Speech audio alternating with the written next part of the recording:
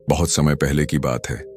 एक समृद्ध राज्य था जहां के राजा विक्रमादित्य अपनी न्यायप्रियता और बुद्धिमत्ता के लिए प्रसिद्ध थे। उनके दरबार में कई अनुभवी मंत्री और विद्वान थे, लेकिन उनमें सबसे अधिक सम्माननीय मंत्री चाणक्य थे। चाणक्य की चतुराई और रणनीतियां पूरे राज्य में विख्यात थीं। लेकिन एक बात थी जो राजा को हमेशा चाणक्य के बारे में हैरान करती। उनका पुत्र अर्जुन। अर्जुन बहुत ही शांत स्वभाव का युवक था। वह अधिक बोलता नहीं था, ना ही दरबार की राजनीति में रुचि रखता था। वह अपना अधिकतर समय किताबें पढ़ने, प्रकृति का अध्ययन करने और अकेले में सोचने में व्यतीत करता। जब भी दरबार में अर्जुन की चर्चा होती, राजा ठहाका लगाकर कहते, चाणक्य, तुम्हारी बुद्धिमत्ता पर कोई संदेह नहीं, लेकिन तुम्हारा पुत्र तो एकदम सीधा सादा लगता है। इस पर दरबारी हंस पड़ते। चाणक्य इस मजाक को सह लेते, लेकिन उनके मन में हमेशा यह प्रश्न उठता कि क्या सच में अर्जुन उतना ही सीधा सादा है जितना लोग समझते हैं, या उसमें कोई गहरी समझ छिपी हुई है। अरबररा, राजा की पहली परीक्षा। एक दिन राजा ने सोचा कि अर्जुन की बुद्धिमत्ता की परीक्षा ली जाए। उन्होंने दरबार में अर्जुन को बुलवाया और उसके सामने 2 प्याले रख दिए। एक में दूध था और दूसरे में शहद। राजा ने मुस्कुराते हुए कहा, अर्जुन, इनमें से कौन सा प्याला अधिक मूल्यवान है? दरबारियों को पूरा विश्वास था कि अर्जुन दूध को चुनेगा, क्योंकि वह पोषण से भरपूर होता है। लेकिन अर्जुन ने बिना किसी झिझक के शहद का प्याला उठा लिया। यह देखकर सभी दरबारी चौंक गए।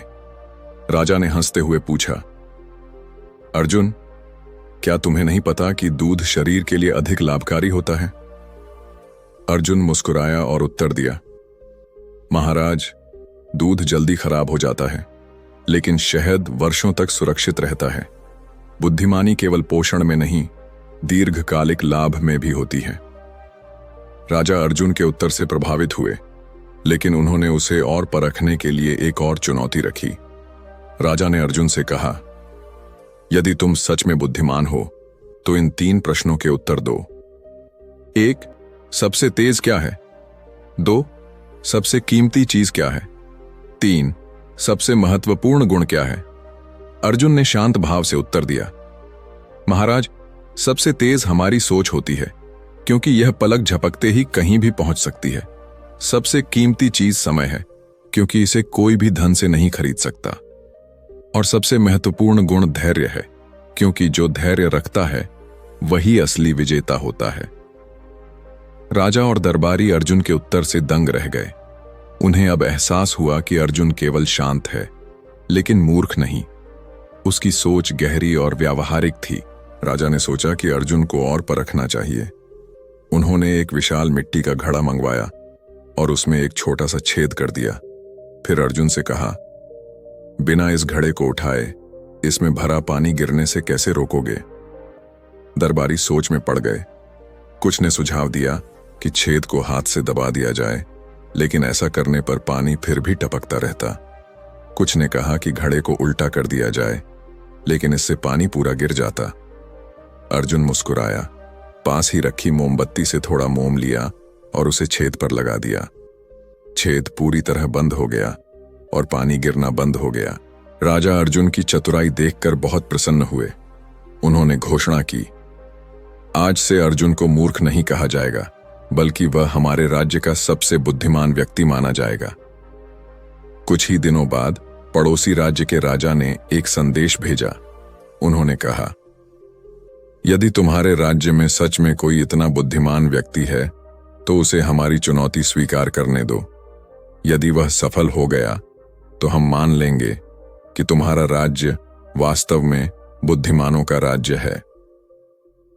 राजा विक्रमादित्य ने अर्जुन को बुलाया और कहा, अर्जुन, यह चुनौती तुम्हारे लिए है। यदि तुम सफल होते हो तो हमारा राज्य पूरे देश में सम्मान पाएगा। अर्जुन मुस्कुराया और बोला, महाराज, मुझे चुनौती के बारे में बताइए।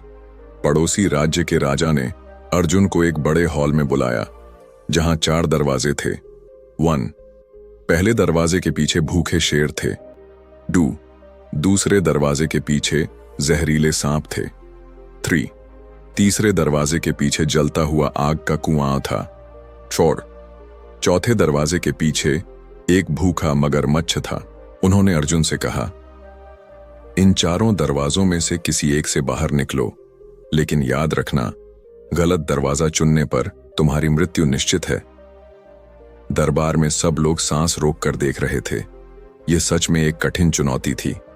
कोई नहीं समझ पा रहा था कि अर्जुन क्या करेगा। अर्जुन ने चारों दरवाजों को ध्यान से देखा और फिर कुछ क्षण सोचकर तीसरे दरवाजे की ओर बढ़ा। सब चौंक गए।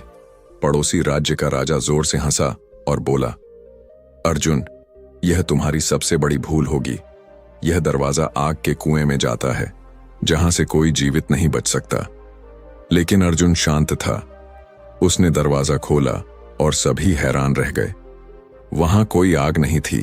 अर्जुन मुस्कुराया और बोला, महाराज, आपने कहा था कि तीसरे दरवाजे के पीछे जलता हुआ आग का कुआं है, लेकिन आग को जलते रहने के लिए ईंधन चाहिए। यह एक पुराना कुआं था और जब से इसे बंद किया गया होगा, तब से आग बुझ चुकी होगी। पड़ोसी राज्य का राजा अर्जुन की चतुराई से प्रभावित हुआ। उसने कहा, अर्जुन, तुम सच में बहुत बुद्धिमान हो। हमने तुम्हें मूर्ख समझने की गलती की, लेकिन अब हमें एहसास हो गया कि असली समझदारी केवल किताबों में नहीं होती, बल्कि हालात को समझकर सही निर्णय लेने में होती है। राजा विक्रमादित्य बहुत प्रसन्न हुए और अर्जुन को सम्मानित किया। लेकिन अर्जुन ने नम्रता से कहा, महाराज, मेरी असली खुशी सत्ता में नहीं, बल्कि स्वतंत्रता में है। मैं वह करना चाहता हूं जो मुझे सही लगता है। राजा ने उसकी इच्छा का सम्मान किया। यह कहानी हमें सिखाती है कि कभी कभी समाज हमें मूर्ख समझता है, लेकिन सच्ची बुद्धिमानी अपनी राह पर डटे रहने में होती है। यदि हम अपने दिमाग का सही उपयोग करें और धैर्य से काम लें, तो हम किसी भी चुनौती को पार कर सकते हैं।